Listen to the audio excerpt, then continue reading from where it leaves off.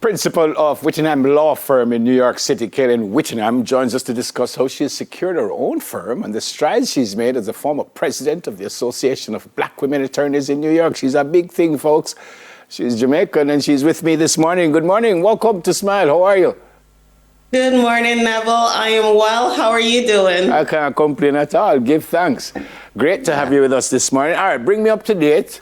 Why you leave us, when you leave us, where you go when you leave us, what you gonna do when you leave us. Bring me up to date. Oh, wow. Thanks, Neville. Well, I left more than about 24 years ago. Like many other Jamaicans, for a better life. I came to New York. I've lived in New York all that time, except I went to law school in Boston. Oh, but I have been, in New York City since then. Fantastic. You don't look like you chat plenty, but lawyers chat plenty. So you chat plenty?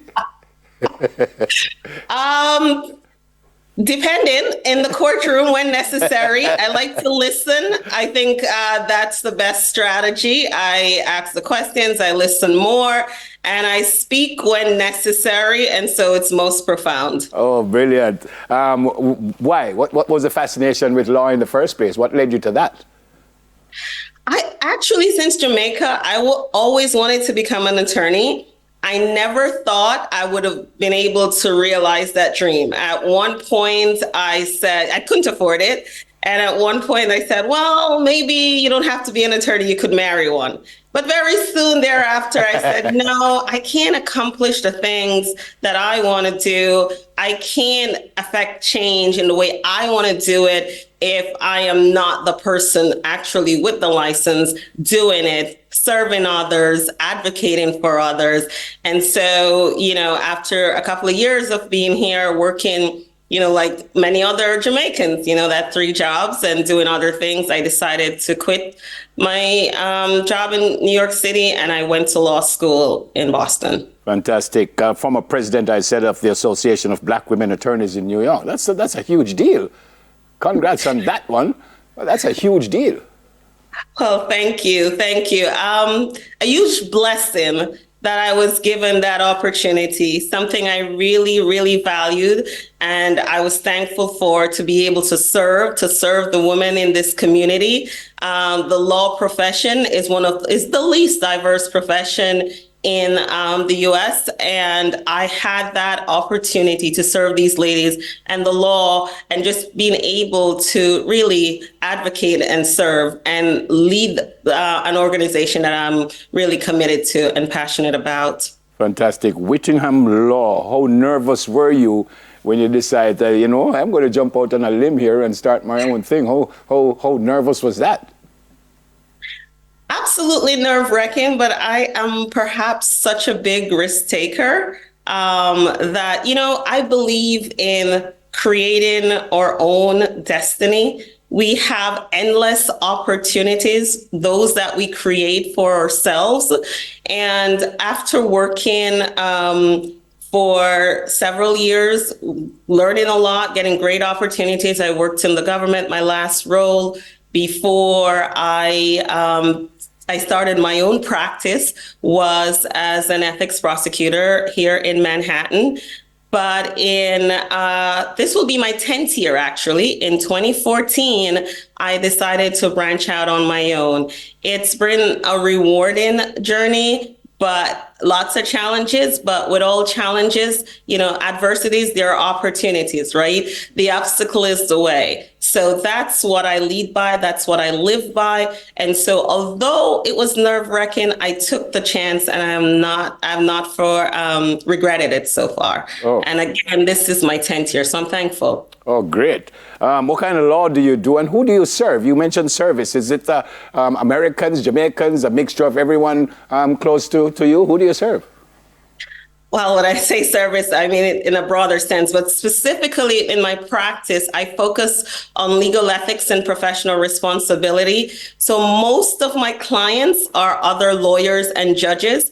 So I represent attorneys and judges who may be accused of professional misconduct. And so I defend those individuals, help to protect their reputation, their future, and their livelihood.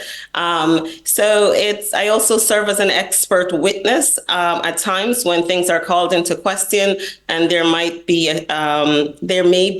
a trial that's going on and they want someone to opine on the conduct or whether that was reasonable. I'll do that as well. So today, my clients, they can be from any nationality, but they're primarily lawyers and judges that I serve at this time. Interesting. You also help us here in Jamaica, and you're going to do stuff with the University of the West Indies, and you've helped out Greendale Early Childhood Development Center.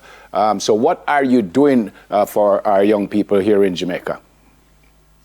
Well, giving back, right? So I went to Greendale Basic School many years ago, didn't even know it still existed. But when I put out a call to give back last year to an early childhood, it's now an early childhood development center, they were one of the schools that put in their application. So we're doing the summit and cultural exchange. I come to Jamaica with a small group of of some of my colleagues, other attorneys, judges, some doctors. My sister, who is a physician, has been very instrumental in helping me to organize this. And so we come back and we give back to the community there, right? Giving back is really something that's really important to me. I think education is the way. Through education, there could lead to economic empowerment. I think I am really someone who exemplifies that, who shows that you can move from the inner city of Greenwich Town to the middle of Manhattan. And it's something that I did, but I did it through education. And along the way, there are many who had been kind to me, who had offered a helping hand. And I think I want to do the same for those who I can help in any way. And just to borrow the words from William Lieberman, the more people I touch along the way, I think the more rewarding my life will be. And I've chosen to live a rewarding life. And so for that reason, I am just always thankful and blessed to be able to come back and give to a country I love, a people that I absolutely love. Boy, I'm so impressed, Kaylin. Awarded scholarships to law students, how are they chosen? How do they know that you are there to help?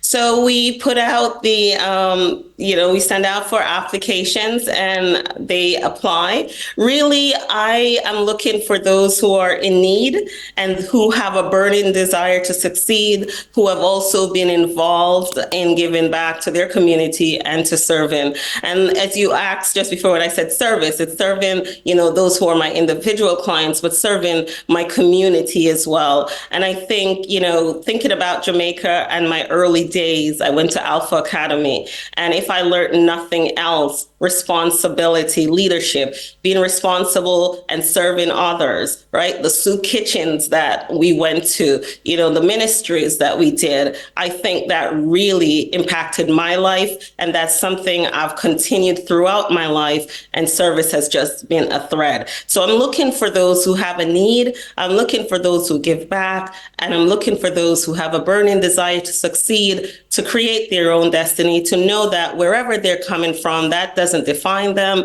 and they can get to wherever they want to go because they really alter their life and decide where that place should be. I repeat, I'm so impressed. You went to my sister's school 414 years before I went to St. George's College, but no, 414 years after I went to St. George's College, not before. I'm sorry. Right. Do you recall those ministries that we did? I'm so impressed. Anyone you want to say hi to before we go? Sure. Thank you. All my family and friends, including my little brother, Clinton, but a special shout out to the team that's helping me to prepare the summit and cultural exchange. My sister, Tamika, my cousin, Clifton, Courtney, Bubbles, Warren, Sasha, Carlos, Jessup, and Tony. Thank you all. You're a small but mighty full team, and I couldn't do this without you. So a big shout out to you. Greetings across the world. Good to see you. Thank you. Good to see you. Good seeing you, Neville. Yeah, man. Have a good one. Have a fantastic day. Blessings and love. Thanks. You too. She's Bye-bye. principal of Whittingham Law Firm in New York City, Kaylin Whittingham. That's it for our Diaspora Check-In.